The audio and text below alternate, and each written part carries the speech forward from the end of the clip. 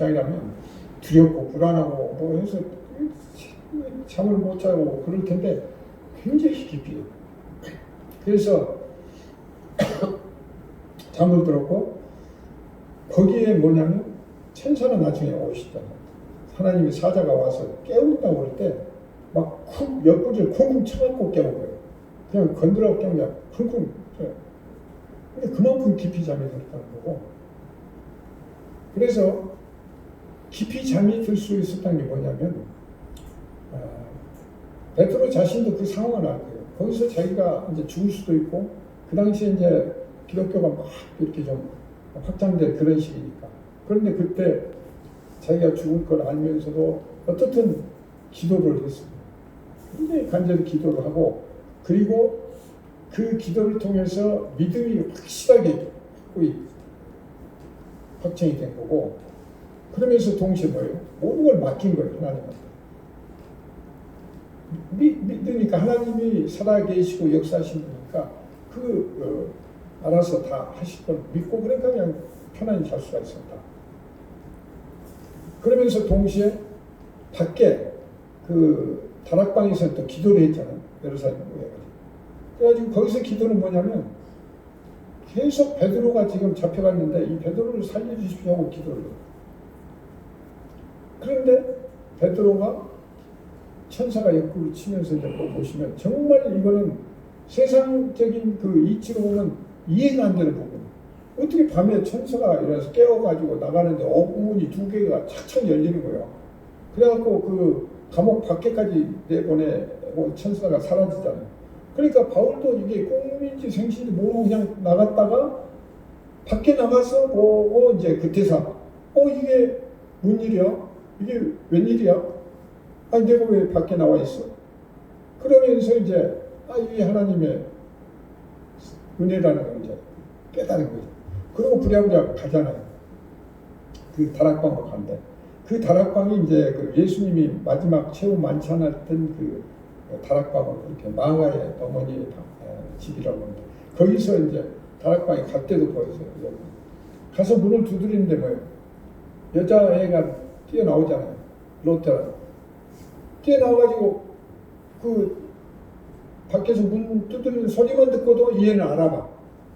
그래가지고 문도 열어줄 생각 안 하고 왜냐하면 그만큼 간절하게 기도했다는 거죠. 그만큼 베드로가 잡혀간 것은 자기들한테 굉장히 큰 위기였다는 거예요. 신앙적인 위기였는데 그러니까 간절히 기도하고 간절히 그 풀려나기를 원하는 그 상황이었는데 갔더니 웬 사람이 뭐 문을 두들겨서 갔더니 목소리가 베드로야.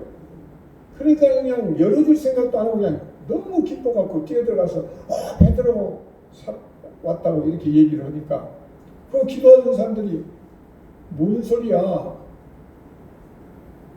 뭔 소리야? 그냥 믿지를 않은 거죠. 그리고 그 당시 사람들은 그 천사를 믿었던 그런 일이거든요. 근데 각각 사람의 머리 위에 그 천사가 있다는 거죠. 창세기에도 그런 표현 나오거든요. 우리 각각 개인 위에 천사들이 우리를 다 관할하고 있는데 그런 상상이 깊었기 때문에 아마 베드로는 감옥에서 죽고 베드로의 천사가 지금 와서 우리한테 고지해 주는 거다. 뭐 이런 정도로 생각했다. 그래서 여기서 우리가 봐야 될 거는 하나님이 이렇게 그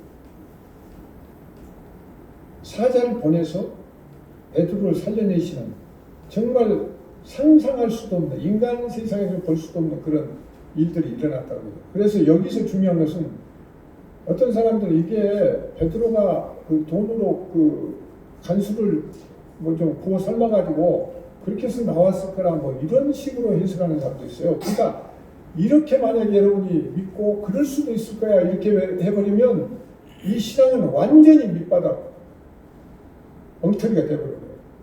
왜냐하면 그거 단순한 그거 하나 같지만 하나님은 전지전능한 분이거든요. 그러니까 그걸 전제하지 않으면 창세기 1장 1절 태초에 하나님이 천지를 창조하신 그 이 자연 세계에 넘어 계시는 초월적인 분 이분에 대한 그 개념이 확실히 쓰지 않으면 다 성경은 거짓말이에요.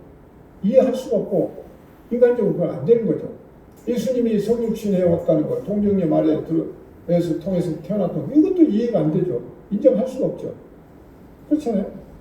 그리고 하나님이 우주를 창조했다는 것도 이게 안 되는 거고, 뭐 구약의 많은 기적과 하나님이 뭐 했다는 다 그거 이게 안 되는 거예요. 그래서 이 사소한 거지만 여기에 이 구절에서 그런 식으로 해석하는 사람들이 있어요. 또 그걸 또 옳다고 생각하고 설마하고 또 믿지 않는 사람은 그 얘기하면 아이 무슨 설마 뭐 천사가 그렇게 뭐 하는 게 어디가 있어 하면서 이럴 수가 있거든요. 그러면 이 전지전능한 하나님 존재를 인정하지 않는 거고 하나님이 살아계시고 역사하시는 분이라는 이런 생각을 가질 수가 없어요. 그러니까 그건 그런 엉터리 신앙이죠.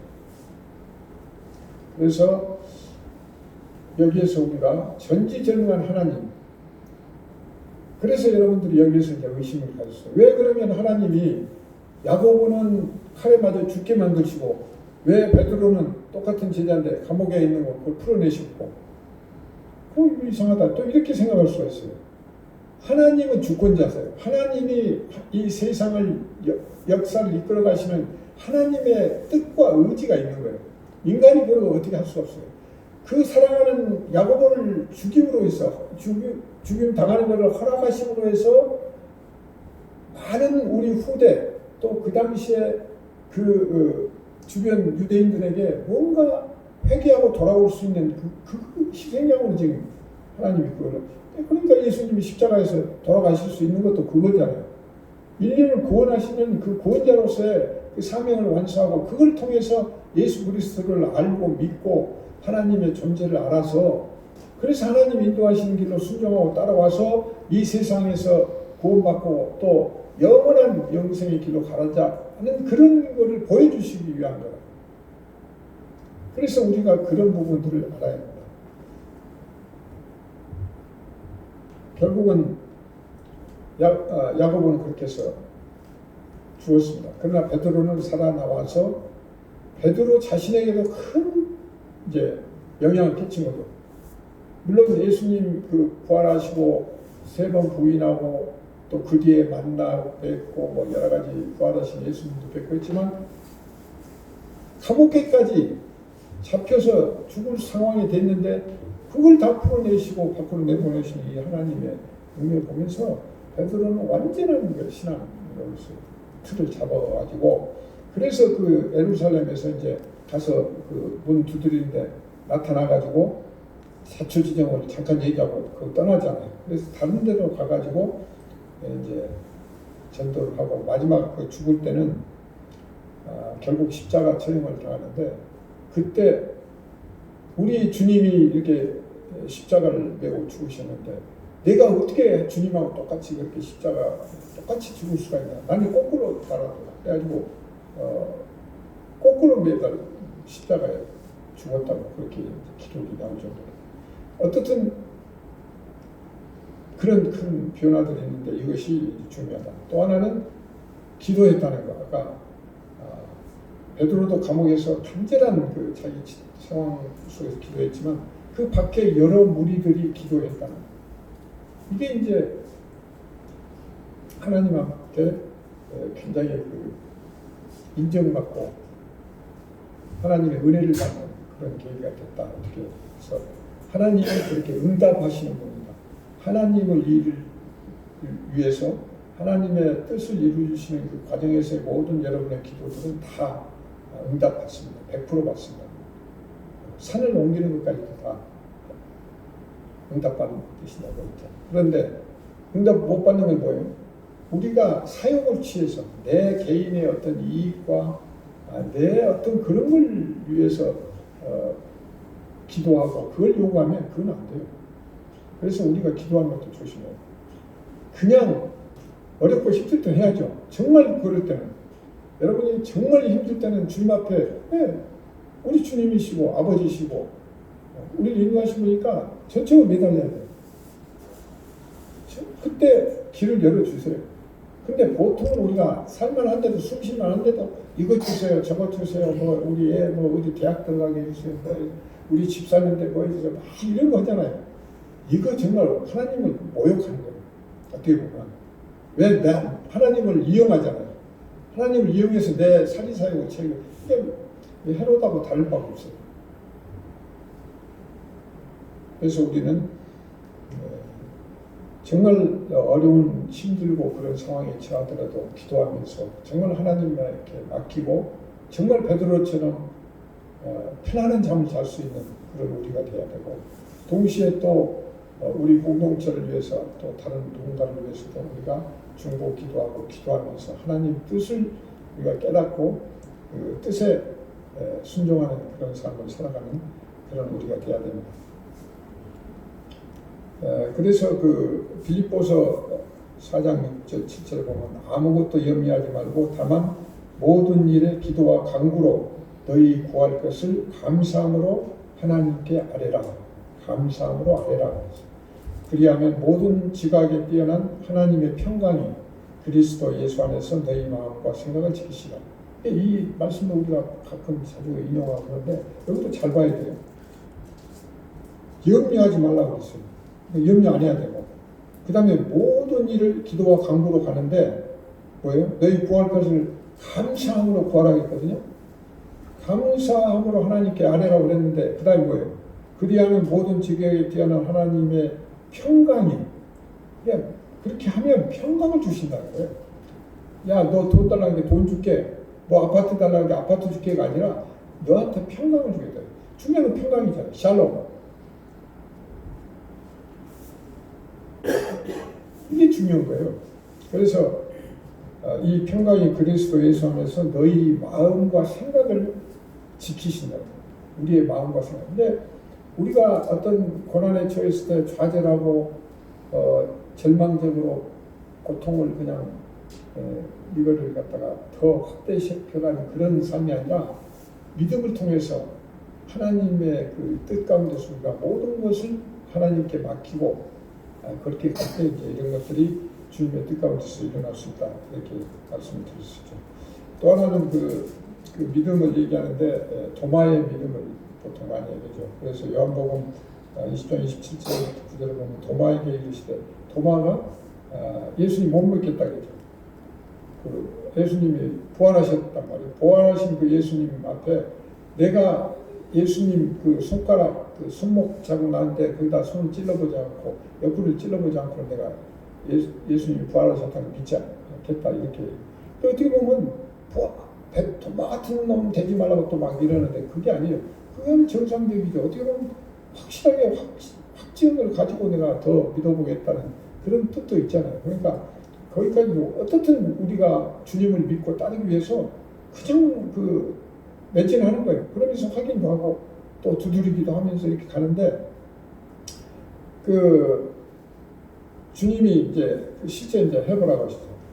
부활해서 나오셔서 이제 너 손 내밀어서 내 입꼬리도 넣어봐라.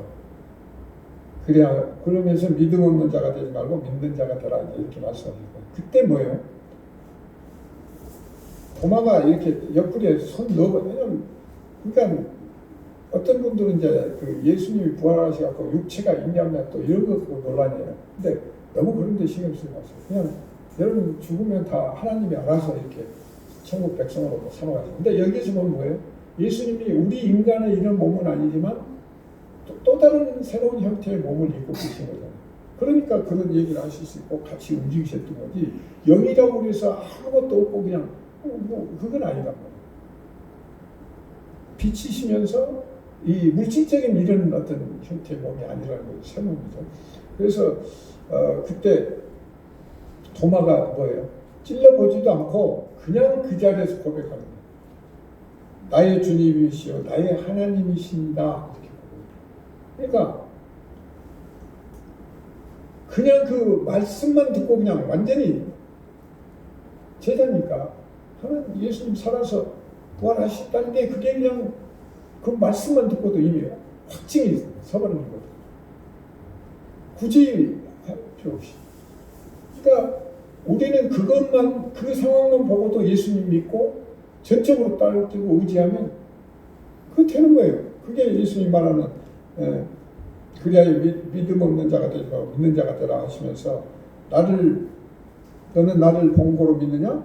보지 못하고 믿는 자는 복되도다. 너는 나를 봐서 믿느냐? 근데 그것도 부활하신 분이야. 부활하신 나 그걸 보고 믿느냐? 근데 나를 보지 않고 믿는 건 더 복이 있다는 거야. 예수님이 그것 때문에 오셨고 십자가에 못 박히셨고 부활해서 40일 동안 계셨고 그렇다면 그 스토리만 딱 가지고 그걸 믿으면 우리가 오늘 어떻게 살아야 되는가? 헤롯처럼 살아야 될 건가? 권력 중심으로 이렇게 자기 욕심을 채우면서 세상 물정에 그냥 휩쓸려가면서 그럭저럭 또 살다가 내년 연말에 가면 또 아이고 이렇게 헛스만 살았구나 이렇게 살 건가? 아니면 정말 모든 걸 하나님 앞에 내려놓고 믿고 의지하고 그리고 말씀 가운데서 기도하고 그래서 거기서 진정한 자유 하나님 섭리 안에서의 자유입니다. 세상 속에서 살아가는 자유가 아니에요. 세상 속에서 내 마음대로 가서 술 먹고 내 마음대로 사람 죽이고 그게 자유가 아니에요. 그건 악이잖아요. 그 자유도 하나님이 주신 자유 그 섭리 안에서 하나님 안에서의 그 자유를 우리가 충분히 누리면서 평강의 삶을 살 수 있는 그런 경우가 됐으면 좋겠다는 겁니다. 그래서 우리는 그 초기 기독교의 그런 상황들을 보면서 오늘 저도 하나님이 만약에 기쁜 말씀 잘 될 거야 잘 될 거야 좀 어렵지만 잘 될 거야 내년 더 잘 될 거야 맨날 이런 식의 얘기는 그건 말 안 해도 하나님이 알아서 다 시적절하게 그렇게 해주실 겁니다. 그러나 우리가 할 일은 그런 하나님이 계시는데 그런 하나님이 우리를 구원하고 인도하시는데 처음부터 끝까지 낮추시고 자기 희생을 감내하시고 그러면서 십자가에 못 박히시고 그 속에서 우리를 구원하시기 위해서 온갖 것들 다 해주셨는데 그 진정한 뜻을 우리가 깨닫고 우리도 그 제자된 그런 몸으로 거기에 순종해서 거기까지는 안 가더라도 그래도 그분의 그 모양을 따라서 다 내려놓고 정말 주님을 사모하고 기도하고 예배하는 그런 자리로 가야 된다. 예수님이 오셔서 십자가에 달리실 때까지 늘 하나님께 전적으로 의지하고 그렇기 때문에 하나님이 내 안에 있고 내가 하나님 안에 있고 그 다음에 우리도 그 안에 들어오도록 그래서 하나됨을 이렇게 강조하신 거거든요. 그래서 우리는 오늘 그 말씀을 통해서 다시 한번 우리 자신들의 그 신앙을 좀 더 점검하고 확실한 믿음의 틀을 좀 더 다져서 하나님이 이끌어 가시는데 순종하면 되는 거예요. 이끌어 가세요. 근데 늘 우리가 돌아서고 배반하고 반역하고 그리고 세상 것에 물들어가지고 그렇게 살려고 하니까 문제가 생기는 거예요. 마지막으로 이 주님의 그 사자가 나타나는 게 딱 두 번 오늘 본문 12장에서 나오는데 하나는 뭐예요? 베드로 감옥에 있을 때 풀어낼 때 하나님의 사자가 나타나죠. 그 다음에 아까 우리 읽었던 23절에 보면 또 거기에도 하나님 사자가 나타나서 헤롯이 그 앞에 보면 그 연설을 하는 게 나와요. 그래가지고 막 연설을 하니까 이거는 사람이 아니고 신이라고 막 그러면서 또 유대 사람들이 막 치켜 올려요. 헤롯도 기분이 좋고 유대 사람도 기분이 좋은 거예요. 그러니까 최대한 막 이거는 사람이 아니고 신이라고 그러면서 헤롯을 올려주었거든요. 그런데 하나님이 그 마지막 구절에서 그 영광을 하나님께 돌리지 않고 자기한테 그렇기 때문에 하나님이 사자를 보내서 치시니까 충이 벌레가 물어가지고 그 자리에 죽었다고. 근데 아까 말한 헤롯 1세도 큰 그 병으로 죽었거든요. 근데 여기도 결국은 주님이 정말 참고 기다리시다 안 되니까 그냥 치신 거예요. 단칼에 치신 거예요. 야고보를 단칼에 치도록 허락하시는과 동시에 이 헤롯도 단칼에 치신 거예요. 그런데 또 재미있는 것은 사도행전에서 여러분 보시겠지만 바울이 있잖아요. 그러니까 바울은 예수님 부활하신 뒤로 이제 회개해서 됐는데 이 바울이 또 전도 다니면서 헤롯 아그리빠 왕이라고 나오죠. 그게 이제 헤롯의 그 4대 그러니까 1대, 2대, 3대, 4대 이제 간 고 왕이에요. 근데 그게 이제 바울하고 만나거든요. 그래가지고 바울이 만나서 계속 설득을 해요. 내가 이렇게 담에 도상에서 예수님 만나가지고 내가 이렇게 회개하고 주님이 지금 십자가에 돌아가니 이게 구원의 길이고 이런 걸 다 고백하고 그러면서 믿으라고 그러거든요. 그런데 좋은 기회잖아요. 정말 예수 믿고 하나님 앞에 순종할 수 있는 정말 좋은 기회. 근데 그 기회를 뿌리치고 그래서 결국은 아주 그 헤롯 가문에 정말 하나님께서 인내하시고 기다려주시면서 그 어떤 기회를 줬음에도 불구하고 결국 다 망하는 그런 경우가 됐습니다.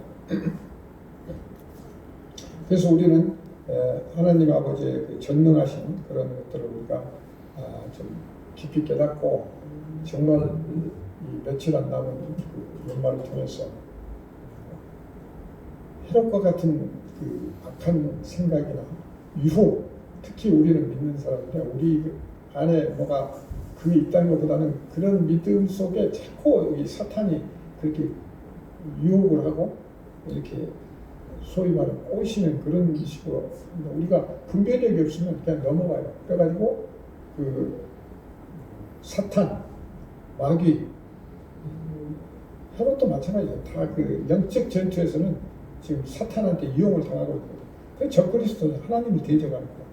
근데 우리도 그러다 보면 그 분별력이 없으면 거기에 빠져가지고 우리의 신앙이 흔들리고 여러 가지 어려울 수가 있습니다. 그래서 이 며칠 남은 시간을 통해서 우리가 철저히 한 해를 돌아보면서 자기의 신앙의 과정을 한번 점검하고 여러 가지 그 믿음이 연약하고 흔들릴 때가 있어요.